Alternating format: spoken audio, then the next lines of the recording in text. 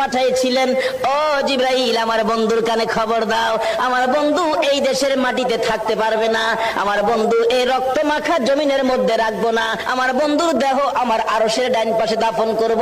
জিবরাইল খবর নিয়ে ডাকতেছেন, হুজুর আল্লাহর সালাম গ্রহণ করুন। আমি জিবরাইলের সালাম গ্রহণ করুন।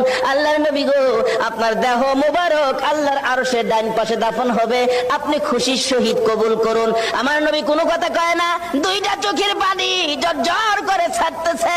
জিবরাইল বলেন, ইয়া রাসূলুল্লাহ, এত সুন্দর প্রস্তাব নিয়ে আসলাম, কোনো কথা কন না, খালি কাঁদেন কেন জানতে চাই।